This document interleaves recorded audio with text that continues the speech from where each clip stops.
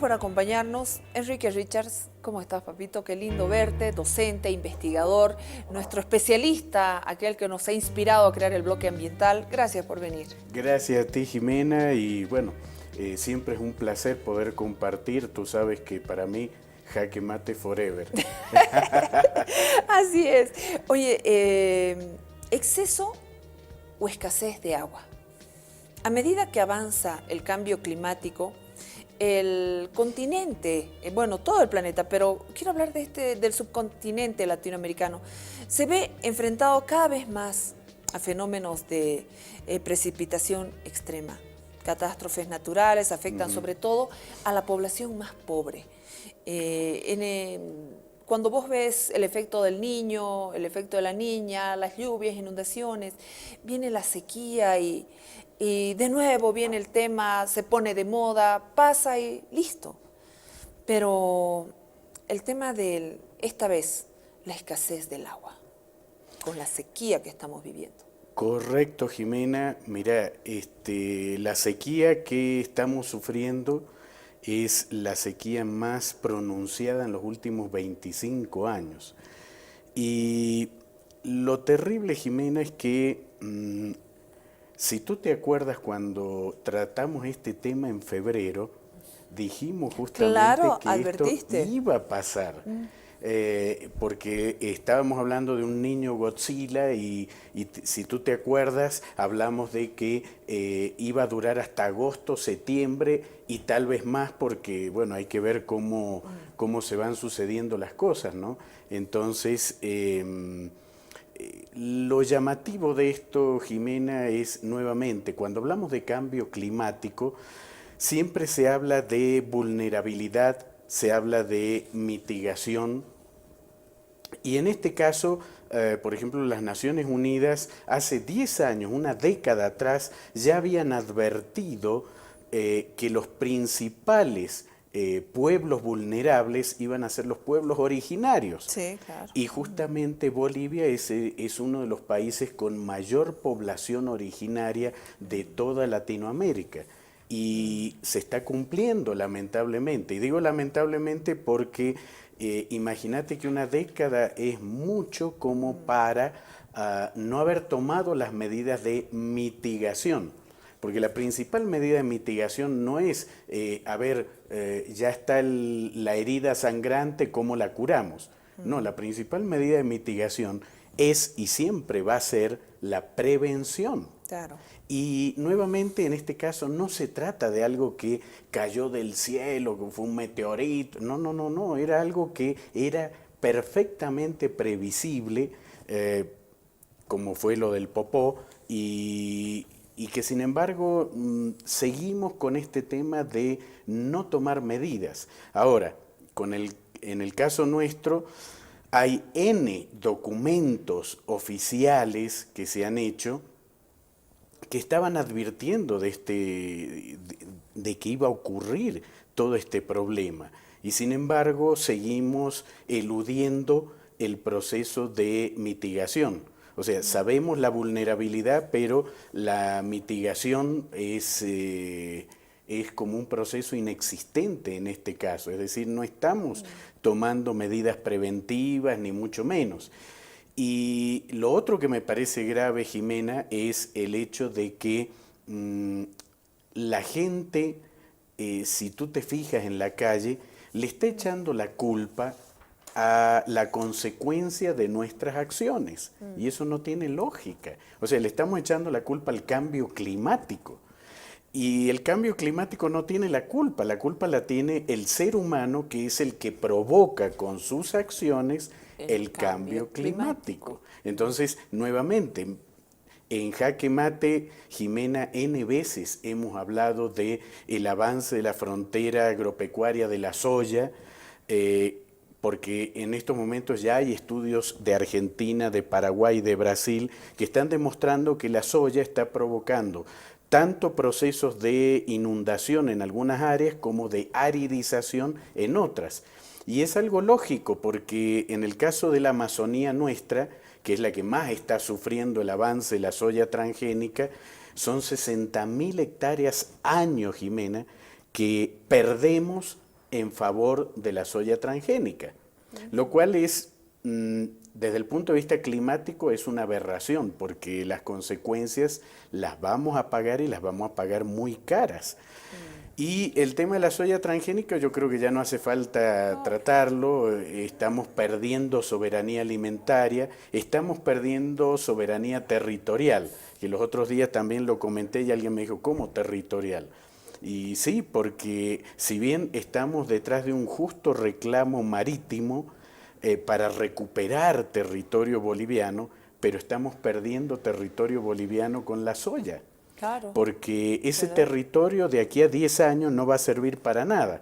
Entonces, aunque le pongamos bandera boliviana, ¿qué sacamos con eso si no nos presta absolutamente ninguna utilidad, ¿no es cierto? Claro. Peleando por el tema de la reivindicación marítima, nos hemos dado el lujo de perder nuestro segundo lago más importante, que era el lago Poopó. Correcto. En fin, en el Chaco la sequía es feroz, pero está llegando también. Hoy día conversaba con un amigo en el departamento del Beni, los Correcto. municipios Las pampas del Beni. sí están sufriendo de sequía. Sí, correcto. Comunidades enteras que están Sí, afectadas, sí. ganado afectado. Sí, sí. Todo lo que es Pampas del Beni está siendo afectado, evidentemente, y los focos de calor, Jimena, A van eso a ir quiero. aumentando. No es que vayan a disminuir, van a ir aumentando en lo que queda de agosto y septiembre. Esa es la predicción. Incluso en las Pampas también de Santa Cruz también va el proceso y, por supuesto, toda el área chaqueña. Y los fríos, por ejemplo, se van a acentuar en el área altiplánica de La Paz y Oruro. Y Oruro, bueno, va a sufrir ahora también las consecuencias agravadas del cambio climático porque ellos tenían un atemperador del clima muy importante que era el lago Popó, que atemperaba el clima evitando que las noches sean demasiado frías y que el día sea demasiado caluroso, y lo mismo con las estaciones, que sea más suave la transición entre las estaciones. Entonces los cuerpos de agua son muy importantes como atemperadores del clima. Y el clima en Oruro forzosamente va a cambiar, pero nuevamente me parece mal que digamos es culpa del cambio climático. No, es culpa de nuestras acciones que motivan ese cambio climático. ¿Qué es lo que ocurre con el ser humano, con las personas? ¿Por qué seguimos siendo tan irresponsables a la hora de seguir siendo culpables de todo lo que está ocurriendo? Seguimos siendo irresponsables al utilizar equipos, al mal utilizar, al no desconectar, al seguir utilizando transporte público, transporte privado en vez de estar caminando más. ¿Qué es lo que ocurre con los empresarios, la industria? ¿Por qué no llega un cambio de mentalidad con tanto que se habla de esto, Quique? Mira, tengo un gran amigo que es abogado, Mario Gasso se llama, que le mando un gran saludo, que él siempre defiende el espíritu autodestructivo del ser humano, y él defiende la hipótesis de que el ser humano no es un ser social. Es como que fuerza las cosas para hacerlas sociales, a través de las leyes, etcétera, etcétera. Pero lo cierto es que hay detrás de esto un sentimiento autodestructivo, porque no es que no se sepa todo esto, pero también hay una parte de facilismo, ¿no?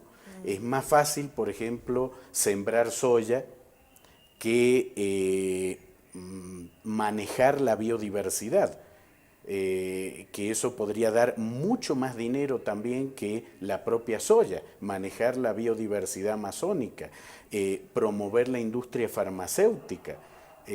Eso Bolivia podría vivir de industrias sostenibles, pero perfectamente, empezando por el turismo, siguiendo por la industria farmacéutica, por las carnes de monte, las orquídeas, o sea, hay N cosas que podríamos hacer, pero caemos en la paradoja de que no podemos administrar lo que no conocemos. Claro. Entonces, uno de los problemas con los que chocamos es que no conocemos nuestra biodiversidad, que ya lo hemos dicho varias veces. El primer paso para poder amar esa biodiversidad y después conservarla y administrarla sosteniblemente, ¿no? Que esa es la meta que deberíamos tener. Pero también tenemos otro problema grave, que es la falta de cumplimiento de nuestras propias leyes.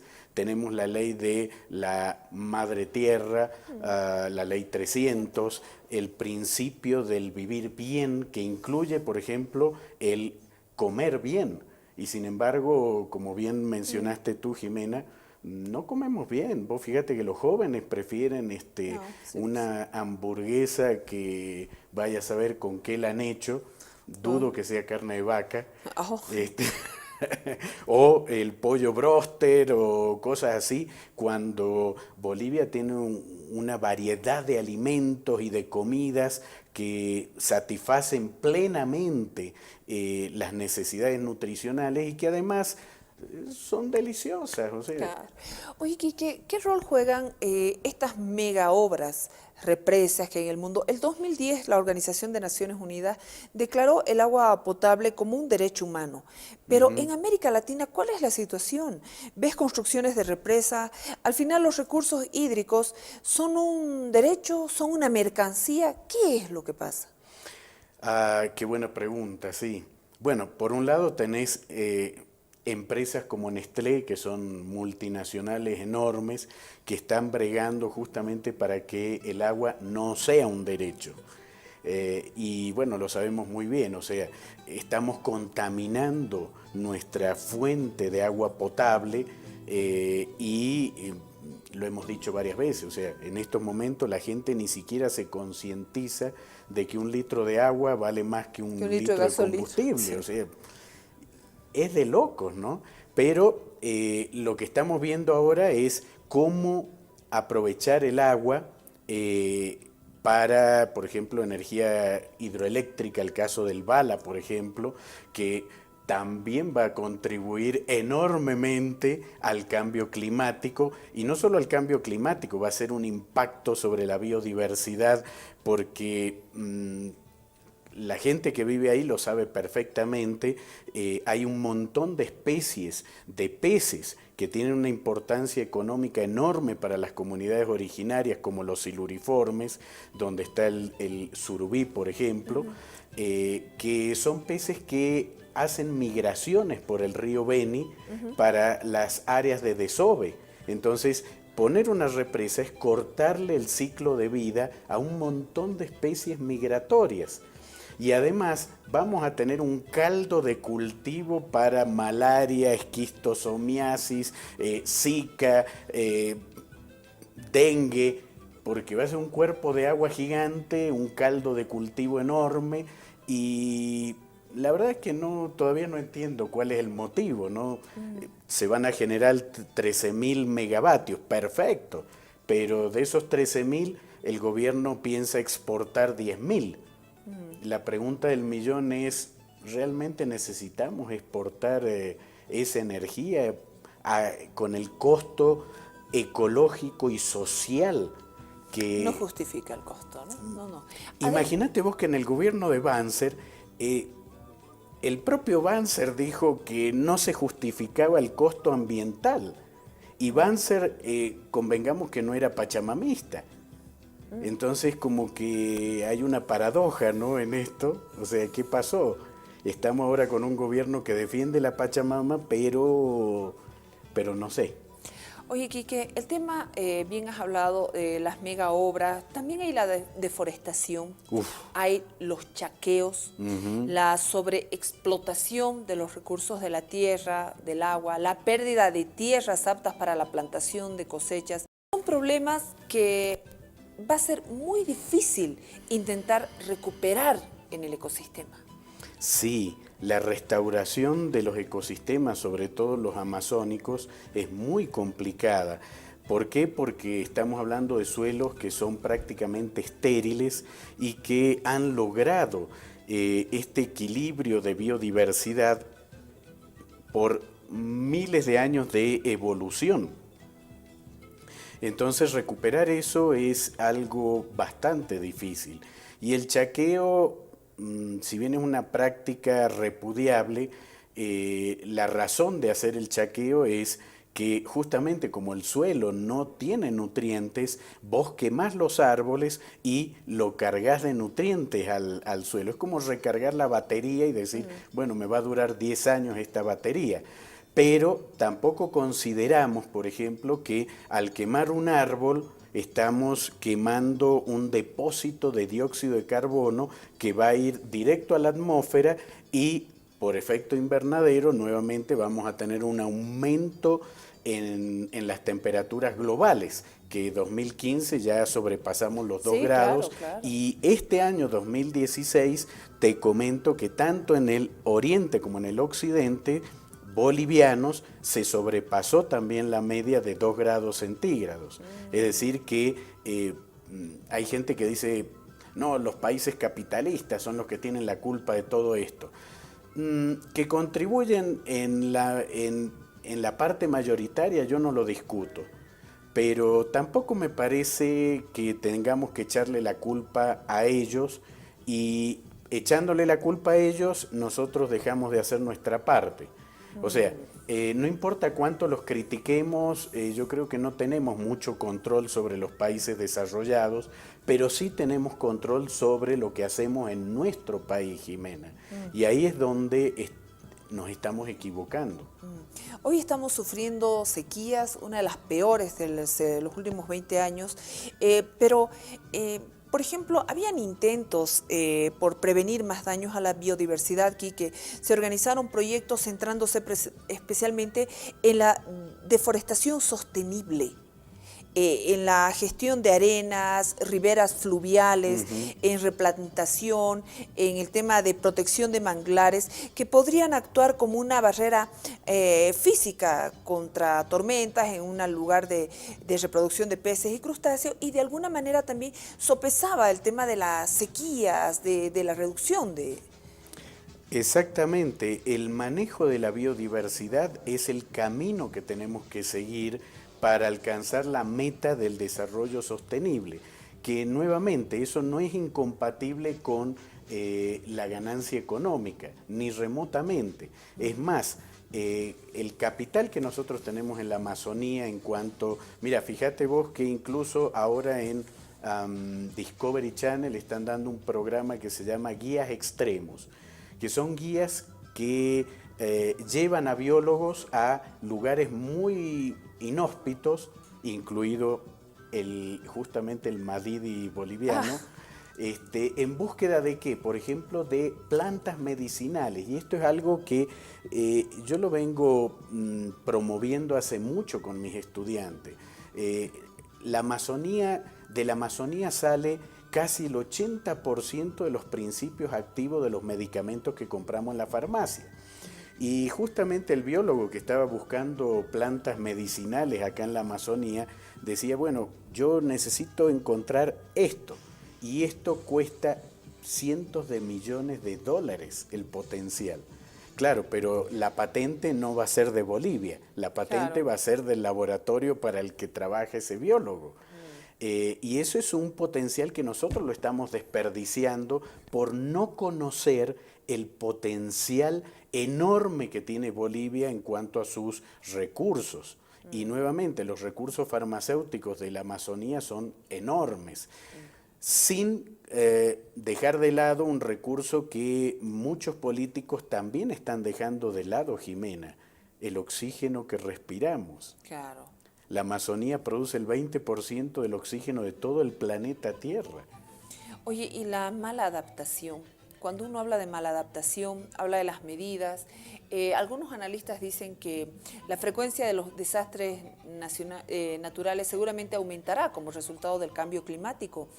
Pero esto significa que los gobiernos alrededor del mundo deben pasar a la acción para proteger a los ecosistemas para después ayudar a proteger a las propias comunidades, porque hay cientos de comunidades en el mundo que han tenido que emigrar, que salir de su hábitat por el tema de la Así es. sequía, por ejemplo, de la sequía concretamente.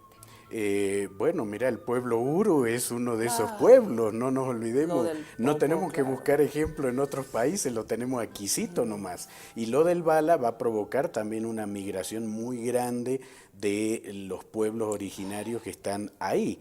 Ahora, bien has tocado el tema de la adaptación. La adaptación va de la mano con la mitigación.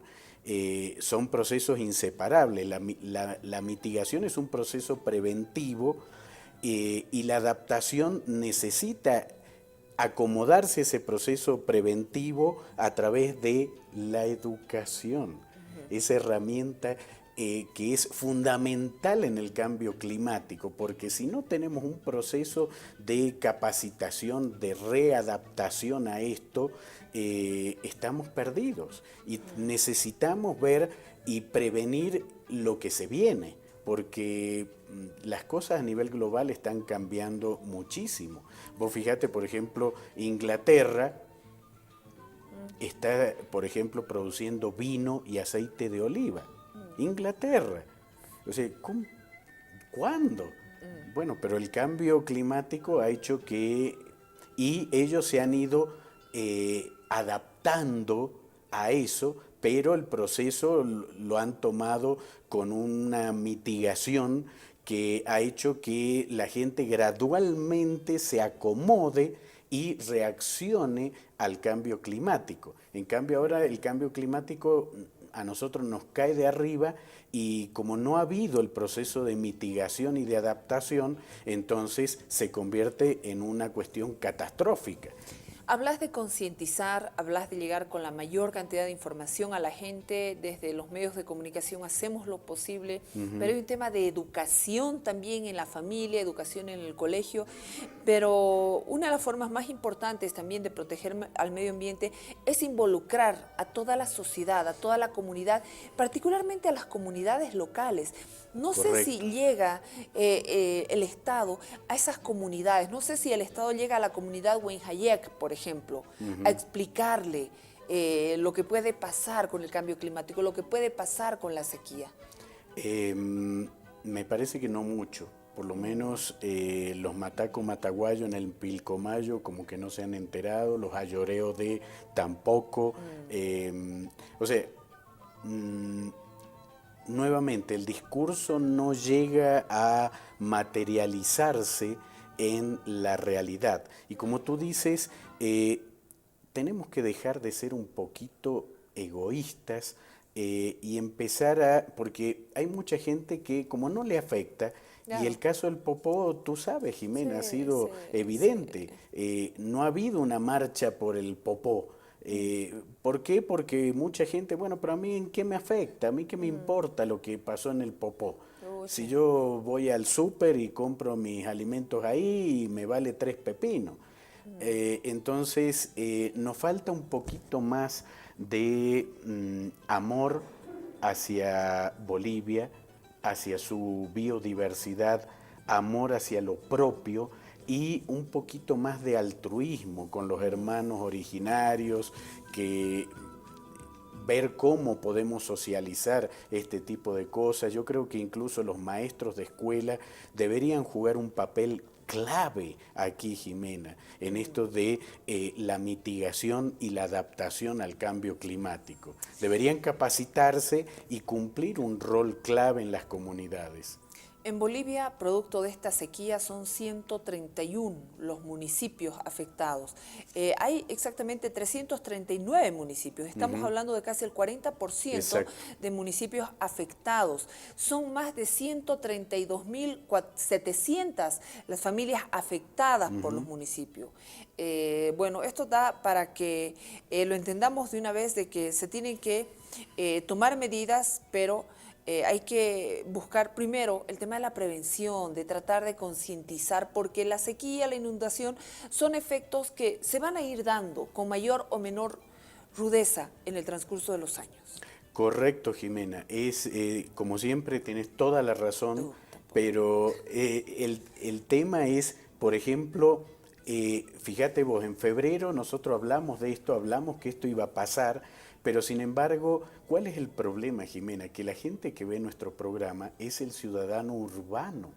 Claro. La gente que está ahí, el campesino, las TCO, por ejemplo, no llega la señal ni de cable ni de aire, no ven televisión, No. a duras penas algunos escuchan radio, entonces ahí necesitamos llegar de otra manera. Y ahí es donde los maestros de escuela, yo insisto, deberían jugar un papel clave en todo esto, capacitarse y jugar un rol ahí, ¿no? Y obviamente, bueno, las políticas del gobierno deberían llegar, ¿no? Hay declaratoria de emergencia en Bolivia por sequía. Hasta el momento, como les dije, son 131 municipios. También se ha incorporado un número importante de municipios en el departamento de Chuquisaca, también en la parte de los valles, así que esto va a ir creciendo. Los ganaderos han reportado pérdida de más de 120 millones de dólares por la sequía. Hay un presupuesto que el gobierno está manejando, es de 48 millones de bolivianos. Se va a priorizar en esa atención inmediata, perforación de pozos, que es un tema que se viabiliza a través del Ministerio de Desarrollo Rural, pero el tema es, tenemos que esperar a morirnos de sed para recién actuar cuando se van a emplear estas acciones de biodiversidad, cuando vamos a entender que o nos podemos morir de sed o nos podemos morir ahogados. ¿Y cuándo vamos a comprender, Jimena, que es más barato invertir en educación que en estas medidas de mitigación, entre comillas, que está haciendo el gobierno? Terrible. Mientras en Cochabamba no hay agua, por ejemplo, se ha aprobado la construcción de un estadio de 100 millones de dólares. En fin. Increíble. Así es como estamos. Gracias, Quique, por Gracias ayudarnos a ti, a querida entender amiga. y en esta reflexión tan importante que viene de tu mano. Muchas gracias. Gracias, Enrique Richard, docente e investigador aquí en el Jaque Mate. Una pausa y ya volvemos.